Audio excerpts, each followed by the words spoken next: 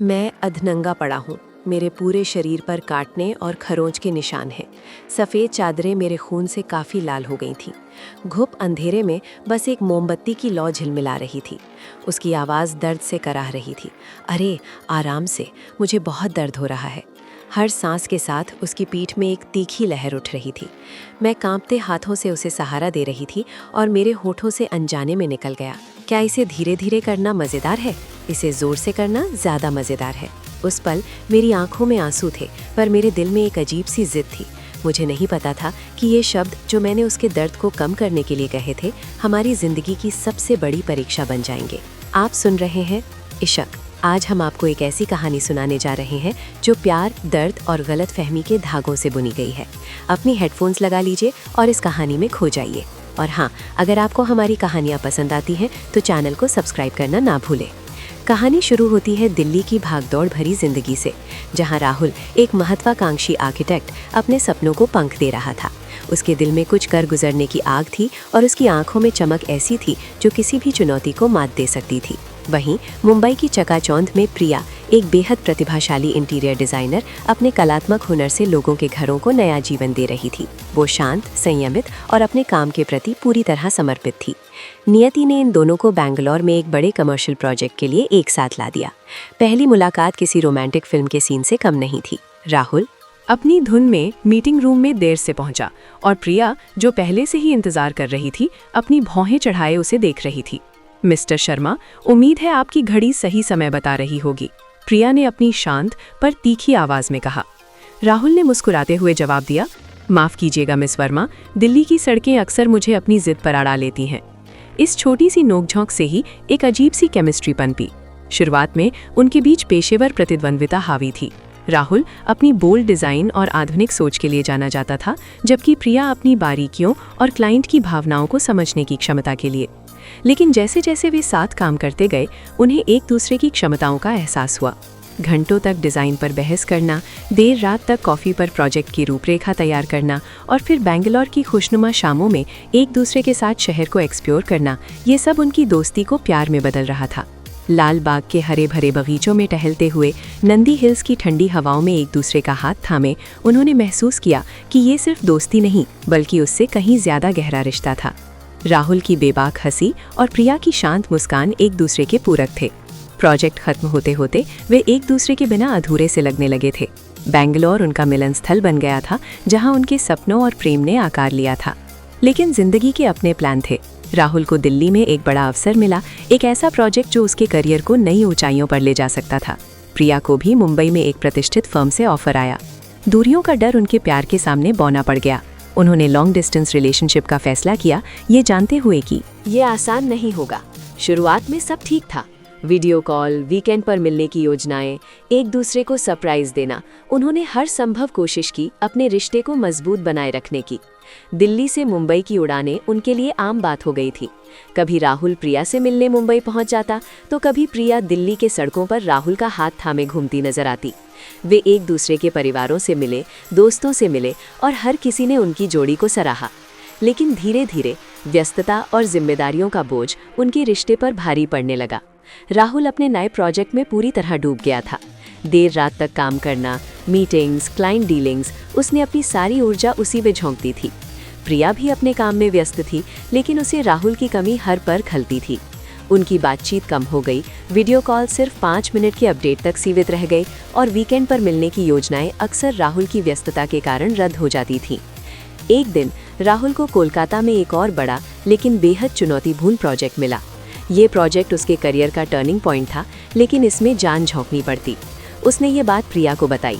उसकी आवाज़ में एक अजीब सा उत्साह और घबराहट थी। प्रिया ने उसे पूरा समर्थन दिया, लेकिन उसके दिल में एक डर बैठ गया था, क्या ये प्रोजेक्ट उन्हें और दूर कर देगा? राहुल कोलकाता चला गया और वहाँ की नई चुनौतियाँ, काम का अथाह दबाव और एक नए शहर में एडजस्ट होने की कोशिश में वो पूरी तरह से खो गया। वो अपने स्वास्थ्य का ध्यान रखना भूल गया था और प्रिया के लिए समय निकालना तो जैसे असंभव सा हो गया था। प्रिया चिंतित थी। राहुल के फ़ोन अब सिर्फ टेक्स्ट मैसेज तक सीमित रह गए थे और उसकी आवाज़ में हमेशा थकान और चिड़चिड़ापन होता था।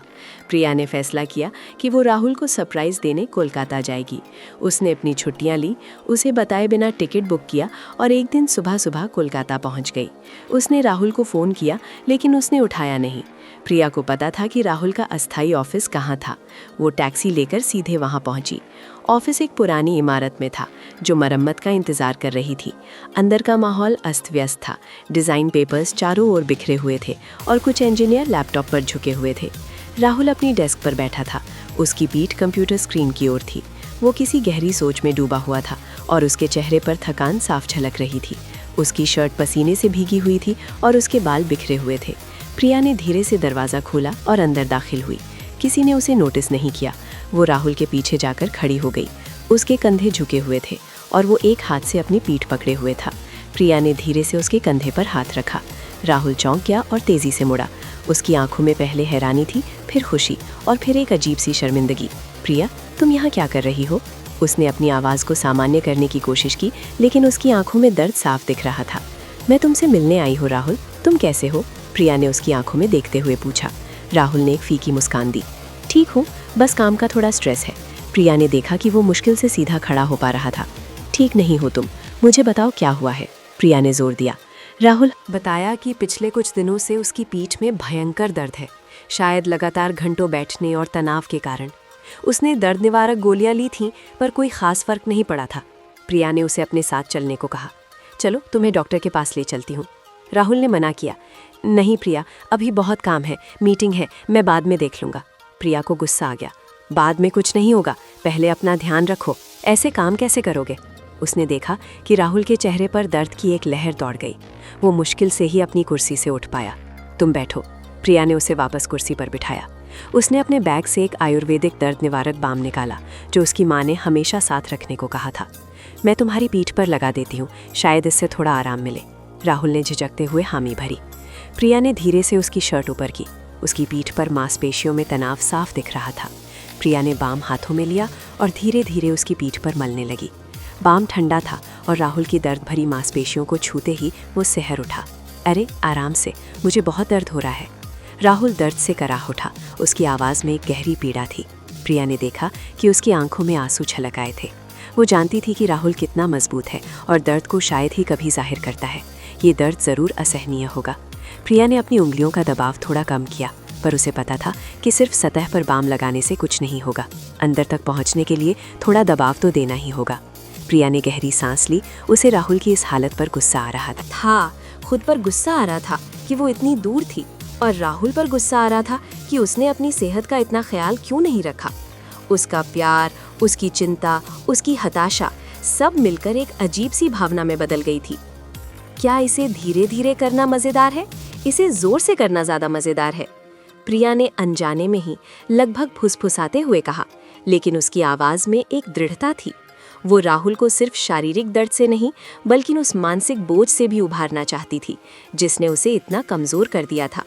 उसके शब्दों का मतलब था कि कभी-कभी दर्द से लड़ने के लिए उसे पूरी शिद्दत से महसूस करना पड़ता है, उससे भागना नहीं पड़ता।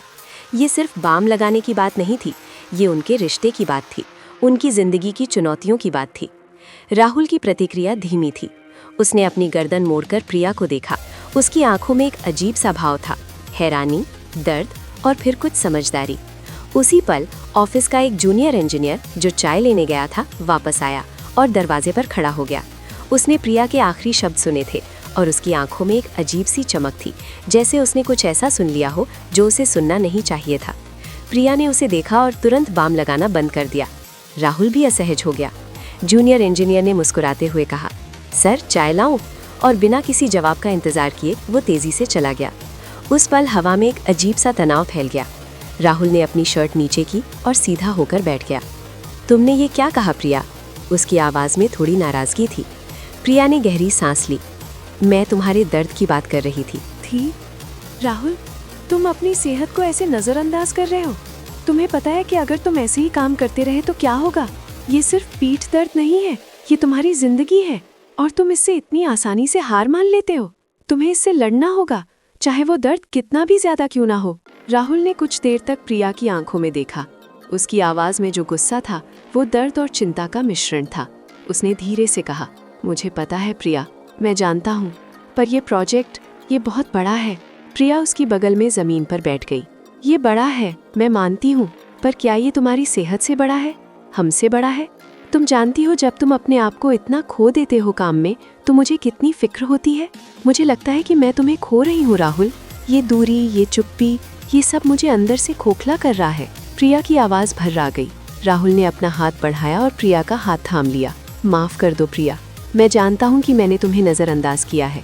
मैं इस प्रोजेक्ट में इतना डूब गया था कि सब कुछ भूल गया था। मुझे लगा कि मैं तुम्हारे लिए ये सब कर रहा हूँ। प्रिया ने सिर हिलाया। मुझे तुम्हारी कामयाबी चाहिए राहुल, पर तुम्हारी खुशी और सेहत की कीमत पर नहीं। मुझे तुम्हारे साथ का वो समय चाहिए जिसमें हम दोनों एक दूसरे में खो सके, ना कि तुम्हारी थकान और चिड़चिड़ेपन से भरी हुई कॉल।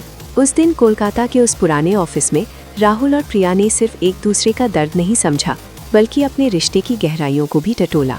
राहुल को एहसास हुआ कि उसकी जोर से काम करने की आदत उसे अपने सबसे करीबी इंसान से दूर कर रही थी। प्रिया को समझ आया कि उसे राहुल के दर्द को सिर्फ शारीरिक रूप से ही नहीं बल्कि भावनात्मक रूप से भी समझना होगा। उसके शब्द, जो उस पल किसी को गलत लग सकते थे, वास्तव में उसके प्यार, उसकी चिंता और उसके राहुल को बचाने की जिद का प्रतीक थे। राहुल ने उस दिन के बाद खुद को बदला। उसने काम के घंटे तय किए, अपने लिए आराम का समय निकाला और सबसे महत्वपूर्ण, प्रिया के लिए समय निकाला। उसने अपने टीम मेंबर्स को और अधिक जिम्मेदारियां सौंपी और सीखा कि काम को प्रभावी ढंग से कैसे डेलीगेट किया जाए। प्रिया ने भी उसे सहारा दिया, उसकी हर मुश्किल में उसके साथ खड़ी रही। वो कोलकाता में कुछ और दिन रुकी, राहुल को उसके प्रोजेक्ट में मदद की और सबसे महत्वपूर्ण, उसे भावनात्मक सहारा दिया। उन्होंने कोलकाता की गलियों में साथ घूमते हुए, हावड़ा ब्रिज पर सूर्यास्त देखते हुए और विक्टोरिया मेमोरियल की भव्यता में खोते हुए अपने प्यार को फिर से जीवंत किया। कुछ महीनों बाद राहुल का कोलकाता प्रोजेक्ट शानदार ढंग से सफल रहा। उसने अपने करियर में एक नया मुकाम हासिल किया, लेकिन इस बार वो अकेला नहीं था। प्रिया उसके हर कदम पर उसके साथ थी। उस दिन के बाद से क्या इसे धीरे धीरे करना मज़ेदार है, इसे ज़ोर से करना ज़्यादा मज़ेदार है, ये शब्द उनके लिए एक मज़ेदार अंदरूनी मजाक बन गए। जब भी उनमें से कोई काम में ज़रूरत से ज़्यादा डूबने लगता तो दूसरा मुस्कुराते हुए ये शब्द दोहराता और उन्हें याद दिलाता कि ज़िंदगी में संतुलन कितना ज़रूरी है। 1 साल बाद राहुल और प्रिया ने शादी कर ली। उन्होंने मुंबई में एक खूबसूरत घर बनाया जहाँ उन्होंने अपने सपनों को एक साथ बुना। उन्होंने सीखा था कि प्यार में सिर्फ जुनून ही नहीं बल्कि समझदारी, धैर्य और एक दूसरे की कमियों को स्वीकार करना भी जरूरी है। कभी कभी दर्द से भरा एक पल भी अगर सही ढंग से समझा जाए तो वो रिश्ते को और भी मजबूत बना सकता है। उनकी कहानी इस बात का प्रमाण थी कि सच्चा प्यार हर चुनौती का सामना कर सकता है, चाहे वो दूरी हो, काम का दबाव हो या एक छोटे से वाक्य की गलतफहमी हो। वे अब जानते थे कि जिंदगी को धीरे धीरे भी जीना चाहिए और जब जरूरी हो तो जोर से भी, पर हमेशा एक दूसरे का हाथ थामे। अगर आपको ये कहानी पसंद आई तो इसे लाइक करें, कमेंट करके अपने विचार साझा करें और परवी को सब्सक्राइब करना ना भूलें। हम जल्द ही मिलेंगे एक नई कहानी के साथ।